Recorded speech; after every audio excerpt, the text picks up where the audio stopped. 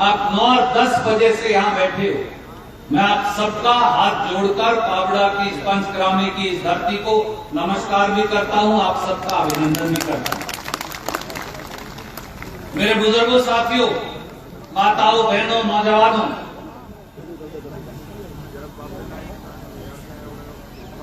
एक तरफ श्री राहुल गांधी, जिन्होंने 3600 किलोमीटर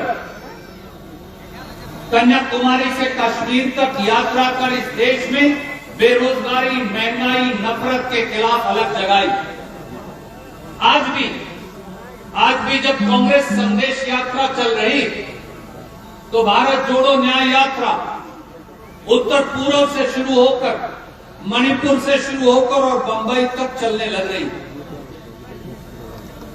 हमने ये सोचा, हमने निर्णय किया, पूरे देश में जहां न्याय की आवश्यकता, सबसे ज्यादा न्याय की अगर आवश्यकता है तो आज उस सरकार के समय न्याय की आवश्यकता है, क्योंकि भाजपा गजपा सरकार ने अन्याय का कुशासन पिछले 9 साढ़े 9 साल से हरियाणा में फैला रखा। हरियाणा के किसान के चेहरे की रवानी भारतीय जनता पार्टी और गजपा की सरकार ने खत्म कर दी। हरियाणा के नौजवान की जिंदगी और भविष्य को भारतीय जनता पार्टी और गजपा ने छीन लिया। हरियाणा के गरीब, दलित, पिछड़ों को, उनके अधिकारों को भाजपा गजपा ने छीन लिया। हरियाणा की महिलाओं को महंगाई के गर्भ में भारतीय जनता पार्टी की सरकार ने झोंक दिया। यहां सैकड़ों, हजारों की संख्या में नौजवान साथी बैठे खड़े, कोई बुक्कल मारे खड़ा है, कोई कोने के अंदर है, कोई कुर्सी पर मेरे सामने बैठा है। आज अगर हमारे बेटा और बेटी न्याय मांगने जाते, पढ़े लिखे, काबिल हैं, शिक्षित हैं, गुणी हैं, परंतु जब नौकरी मांगने जाओ तो रोजगार नहीं मिलता। इसलिए कि भारतीय जनता पार्टी और गजपा की सरकार में नौकरियों को मंडी लगाकर बेचा जा रहा है। किसान जब अपना अधिकार मांगने जाता है तो कभी उसको 3 काले कानून मिलते, कभी खेती पर टैक्स लगा दिया जाता है, कभी किसान के अधिकारों को छीन लिया जाता है।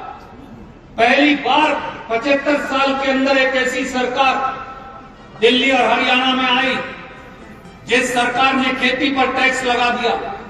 5% खाद पर, 18% कीटनाशक दवाई पर, 12% ट्रैक्टर पर और 18% खेती के उपकरणों पर।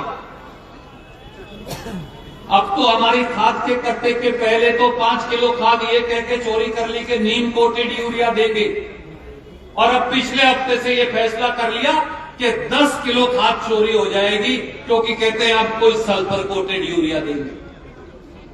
यही हाल गरीब दलित का है, मजदूर का है। बगैर जमीन वाला मजदूर कहां जाए? आज सारे बच्चे हरियाणा के आईलेट सेंटर में खड़े हैं। बरवाड़ा, उकलाना, हिसार, नरवाना, कैथल, कुरुक्षेत्र, एक एक शहर के अंदर 200, 300 आईलेट्स के सेंटर खुल गए।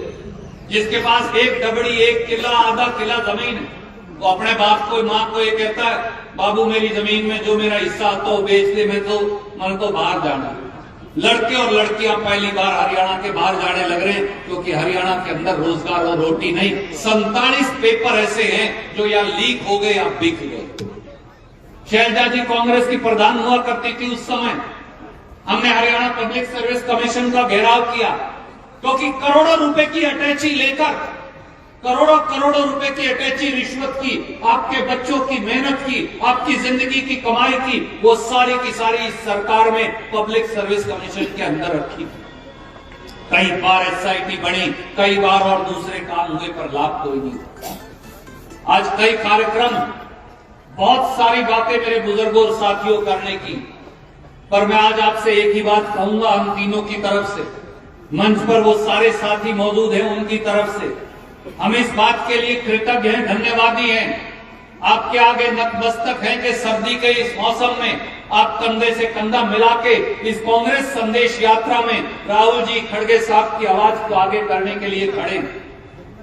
परंतु उखलाना, बरवाड़ा के, पावड़ा के, पंचग्रामी के मेरे बड़े भाइयों, मेरे बुजुर्गों, काका ताओ, बहनों, माताओं, नौजवानों, एक बात समझ लीजिए, जब तक सत्ता और व्यवस्था परिवर्तन नहीं करेंगे, जब तक राज नहीं बदलेंगे, जब तक राज की कलम नहीं बदलेंगे, तब तक हरियाणा का भविष्य बदल नहीं सकता।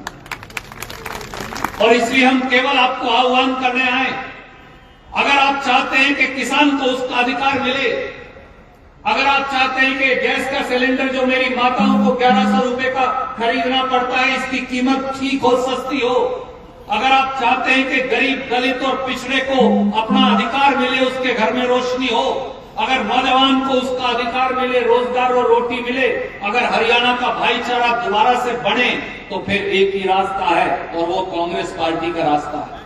कई बार मेरे साथी ये कह देते कैसे होगा सत्ता परिवर्तन।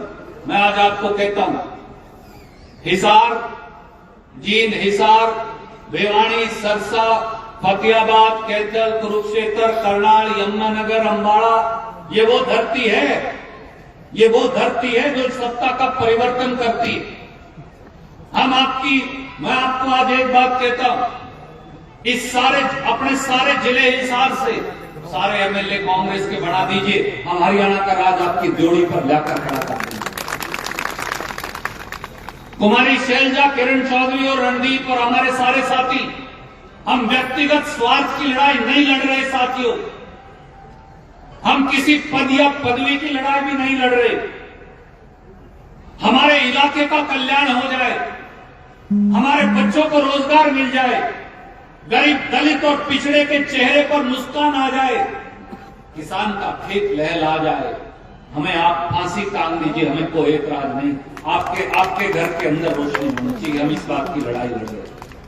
और मैं आज एक बात कहता हूं, आप सारे जो हजारों की संख्या में यहां बैठे, आप मन बना लीजिए, आप संकल्प कर लीजिए, आप मुट्ठी उठाकर ये हाथ खड़ा कर लीजिए। जिस दिन आप ये संकल्प कर लेंगे, जिस दिन इस इलाके की जनता ये संकल्प कर लेगी, एक बार दोनों हाथ ऐसे खड़े करके दिखाइए। जिस दिन आप ये संकल्प कर लेंगे, उस दिन सत्ता परिवर्तन हो जाएगा। और एक बात मैं आपको और कहता हूं, अपना ये सारा इलाका राज का मोहताज रहा है।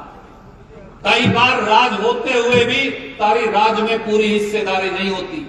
जोगीराम जी कहां पीछे खड़े खड़े मेरे को एक कान में कह रहे थे, भाई साहब राज की बात तो जरूरी है। इस इलाके की ड्योढ़ी पर मेरे बुजुर्गों, साथियों, काका ताओ, भाइयों, बहनों, माताओं, इस इलाके की ड्योढ़ी के ऊपर ये वचन है, कुमारी शैलजा, रणदीप और किरण चौधरी का आपकी ड्योढ़ी पर राज लाकर खड़ा कर देंगे। ये राज लाने की लड़ाई है और उसी से हमारे इलाके में परिवर्तन आएगा।